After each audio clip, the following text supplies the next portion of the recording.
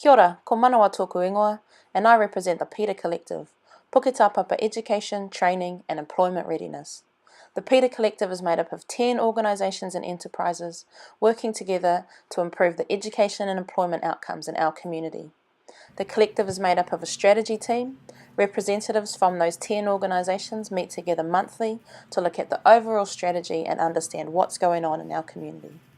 We have a small and lean ops team made up of 3 members who contract for 8 hours per week and provide support to the strategy team. Our financial and administrative support is supplied by Migrant Action Trust, who is a key member of our strategy team. Our operations team is proudly supported and funded by Foundation North. We also form working groups around 6 priority areas. If you look at the journey that a young person takes through education and into employment, we focus on 6 priority areas along that system. We look at early learning, school transitions, in particular the transition from primary school into high school. We look at mentoring, driver's licensing, pre-employment training and enterprise support. We currently have working groups formed around 3 of these priority areas and collaborative projects underway. In school transitions, we have Ngā Whakawhiti Marohi, the Puketapapa School Transitions Project. We recently released a study that we conducted looking at how good school transitions stop our children becoming NEET, an inquiry in Puketapapa, Auckland. We're now circulating this study, creating energy, engaging partners and lobbying into Ministry of Education through the local community of learning and local government to support us in the next phases of this project.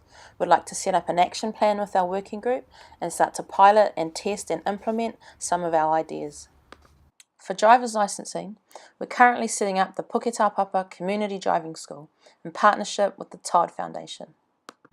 We all know that holding a driver's license has multiple positive benefits for a young person. It increases their safety and the safety of their whānau in their community. It reduces their risk of getting involved in the criminal and the justice system, and it makes them 3 times more likely to be able to get a job. The Puketapapa Community Driving School is being set up as a social enterprise with a mixed funding model, with user pays, philanthropic funding, corporate sponsors, and government investment. This means that anyone in Auckland can access a premium driver training service, but we can also use the proceeds of that money to support anyone in our community who finds finances and language a barrier to gaining their licence. With enterprise support, we have an exciting project called Mustard Seed. Mustard Seed exists to cultivate an entrepreneurial attitude within the young people in Auckland. In its most basic form, Mustard Seed is a group of entrepreneurs who meet together, encourage each other, learn together and support each other on this journey of entrepreneurship. We're also starting to work with influential people from Glen Innes, Manukau and Waiuku who are also trying to cultivate entrepreneurial mindsets in their communities. Together, we hope to build a toolkit that can help other communities across Auckland and Aotearoa build entrepreneurial activity. And to top it off, some of the enterprises that have been developed through all of the entrepreneurial activity in our community are now operating and providing services to the Peter Collective. Taukē. Now, this is where the Vodafone Foundation comes in.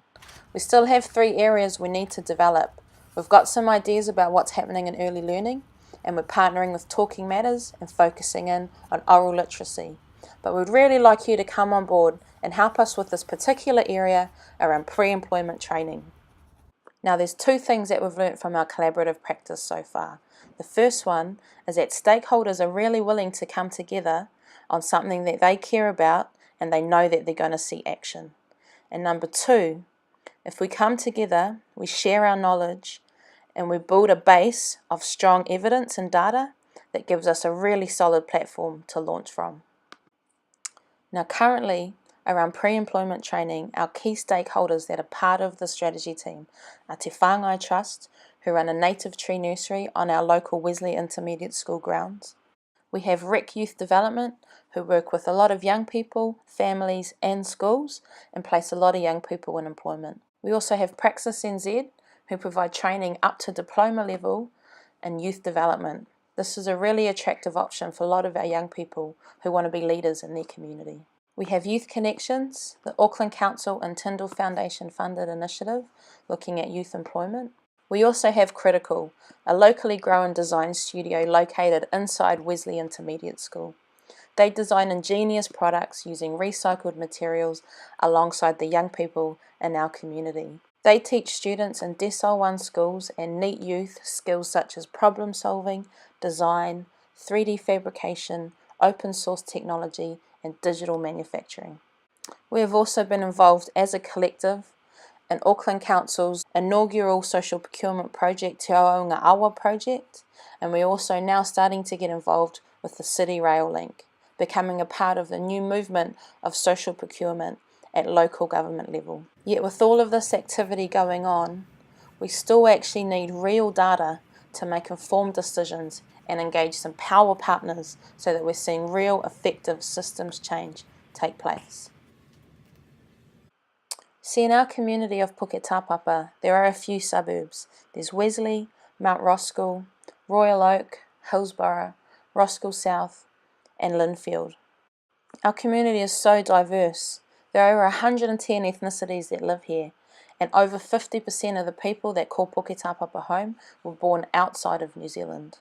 And because of the huge diversity that makes up our community, both ethnically and socio-economically, it's actually quite hard to see, with data alone, the real needs that our community faces.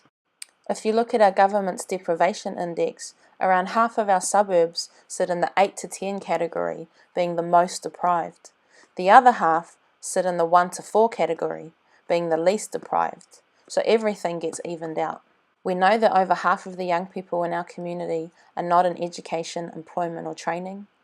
We know that we have a lot of activity going on, but there's still need to get a really clear and solid pipeline so that young people are moving through the opportunities that are made available to them.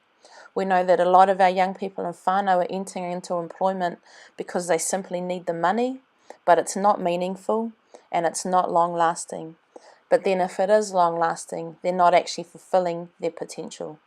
I mean, how much difference is there between intergenerational beneficiaries and intergenerational factory workers when it comes to well-being, happiness, and their ability to thrive and prosper? How many young people will our project influence? It's hard to say at this stage. We know that the reach through our partner organisations alone is hundreds of young people and their families. And what we really want to achieve at this stage is real information, credible data, and evidence that can help us inform our actions. And how are we going to use tech? To be honest, we're not even sure how. We just know that it has to be there. I mean, firstly, the way that we collaborate, collate, and share information that we gather, we're already using a lot of tech solutions.